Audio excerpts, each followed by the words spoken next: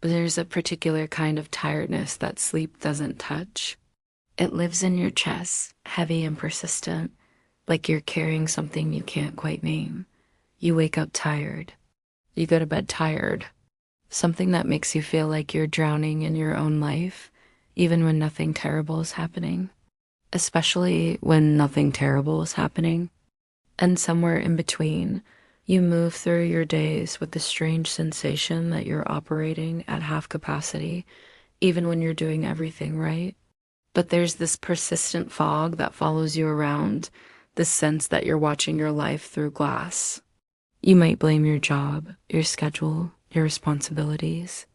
You might think you're doing too much, moving too fast, saying yes when you should say no, and maybe you are.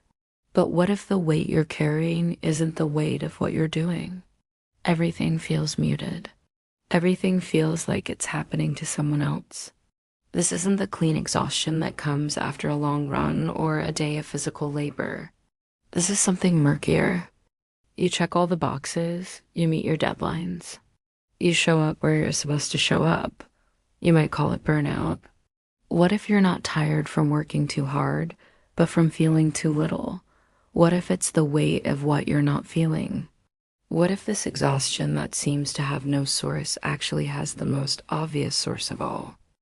Think about the last time you felt genuinely angry.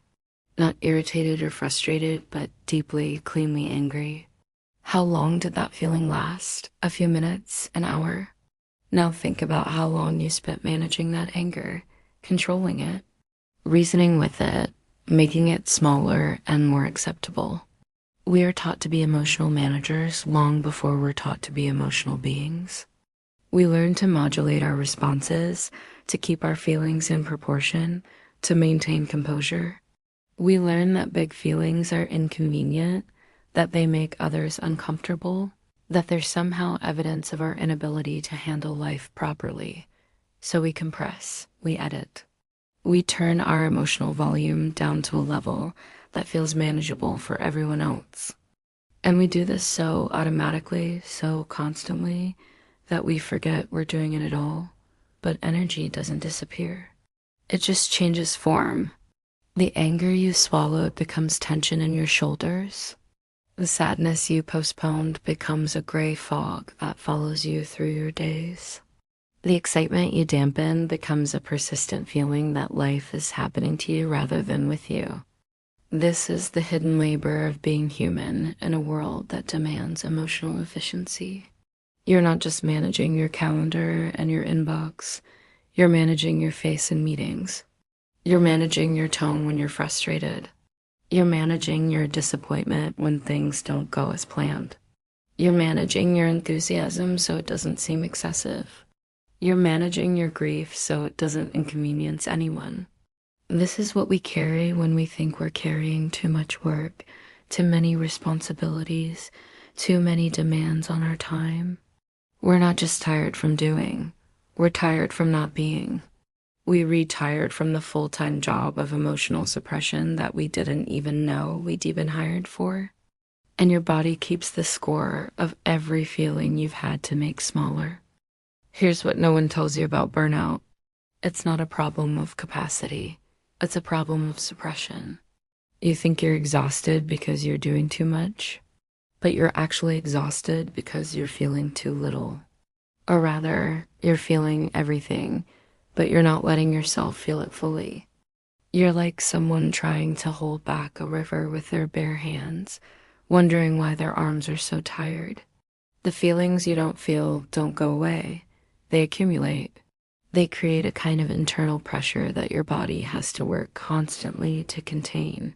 This is why burnout feels so total, so all-consuming. It's not just that you're tired from working. It's that you're tired from the full-time job of emotional suppression. Consider this. Children cry and then they're done. They rage and then they play. They move through emotions like water moves through landscape, naturally and completely. But adults, we collect our emotions like we collect responsibilities. We carry them with us, manage them, organize them into acceptable categories. The exhaustion you feel isn't from the weight of your tasks. It's from the weight of your unfelt feelings. Every emotion you've bypassed, every reaction you've moderated, every authentic response you've edited for public consumption. They're all still there, requiring energy to keep them contained. You don't need to fix it. Just name it. What if the persistent fog isn't a sign that something is wrong with you? What if it's a sign that something is right with you? That some part of you is refusing to keep pretending that emotional suppression is sustainable? Your body knows what your mind has forgotten. That feelings are meant to be felt, not managed. That emotions are meant to move through you, not be stored inside you. That the exhaustion you can't explain might be the most honest thing about you right now. It's telling you that you can't keep running on empty, that you can't keep pushing through without pushing towards something that actually matters. Who taught you that your feelings were too much? Was it a parent who needed you to be easy? A teacher who rewarded your compliance? A world that seemed to work better when you stayed small and quiet and good? Somewhere along the way, you learned that emotional regulation wasn't just about managing your own feelings. It was about managing everyone else's comfort with your feelings. You learned to read the room before you read yourself. You learned to ask what was appropriate before you asked what was authentic. This wasn't cruelty, this was survival. The adults around you were probably doing the best they could with what they knew. They were trying to help you fit into a world that doesn't have much patience for big feelings. They were teaching you the rules of a game you didn't even know you were playing. But somewhere in learning to be good, you forgot how to be real. Somewhere in learning to be manageable, you lost touch with what you actually needed. You became so skilled at being the right size for other people's comfort that you forgot what your natural size even was. You learned that love felt safer when you were less. That acceptance came easier when you were smaller. That belonging meant editing yourself until you became someone others could handle without effort. The cost of this education was profound. When you can't feel your anger, you can't protect your boundaries. When you can't feel your sadness, you can't process your losses. When you can't feel your joy, you can't celebrate your victories. You become someone who is perpetually out of sync with your own life. This disconnection requires enormous energy to maintain. You have to work constantly to stay separate from your own experience. You have to monitor yourself, adjust yourself, translate yourself. You become a visitor in your own body, and visitors are always exhausted. The little person who learned to hold it all in is still there, still working so hard to be safe, still believing that if you just manage it well enough, if you just keep it contained enough, you'll finally be allowed to belong. But belonging was never supposed to cost you yourself. We live in a culture that has confused emotional maturity with emotional suppression. We reward people who don't cry at work, who don't get angry in meetings, who don't show fear when they're scared. We call this professionalism, but it's really a form of collective emotional numbing. Our systems are designed for efficiency, not authenticity. They require us to be predictable, manageable, consistent. They reward us for being human resources rather than human beings. And so we learn to resource ourselves, to turn our emotional lives into something that can be managed, optimized, and controlled. This creates a strange kind of loneliness.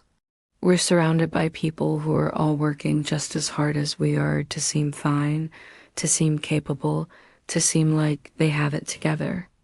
We're all performing the same exhausting dance of emotional management, and we're all wondering why we feel so alone in it. The burnout epidemic isn't just about individual overwhelm. It's about what happens when an entire culture becomes committed to emotional efficiency. When everyone is optimizing their feelings, when everyone is managing their responses, when everyone is trying to be the right size for systems that were never designed for human complexity. We've created workplaces that demand emotional labor while pretending emotion doesn't exist. We've built social structures that require constant performance while calling it authenticity. We've then normalized exhaustion to the point where feeling tired all the time seems like evidence of productivity rather than evidence of disconnection. When everyone is performing emotional efficiency, authentic emotional experience becomes radical.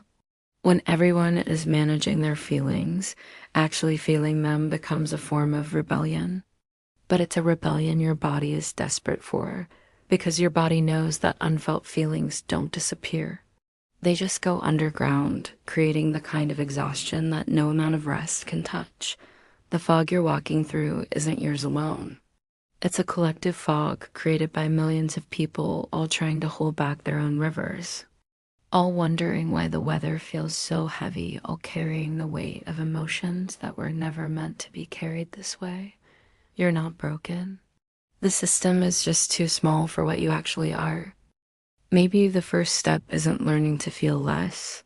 Maybe it's learning to feel more. Maybe it's letting yourself be tired when you're tired, angry when you're angry, sad when you're sad. Maybe it's remembering that your feelings aren't problems to be solved, but information to be received. You don't have to become an emotional chaos machine. You don't have to lose all your skills at emotional regulation. But you might need to remember that regulation isn't the same as suppression. Regulation means feeling your feelings and choosing how to respond to them. Suppression means not feeling them at all. Your exhaustion might be trying to tell you something important. It might be saying that you can't keep running on empty, that you can't keep pushing through without pushing towards something that actually matters to you. It might be inviting you to consider what you've been carrying that isn't yours to carry. There's no quick fix for this kind of tired. There's no hack for the exhaustion that comes from living at a distance from your own experience. But there is something like relief in naming it, in recognizing that your burnout might not be about what you're redoing, but about what you not allowing yourself to feel. The feelings you've been managing don't need to be fixed. They need to be felt. The emotions you've been carrying don't need to be solved. They need to be experienced. And the person you've been trying to be might not be the person you actually are. This is permission to stop trying so hard to be fine. This is permission to let yourself be exactly as tired as you are, exactly as overwhelmed as you are, exactly as human as you are. The exhaustion you feel isn't a failure. It's information.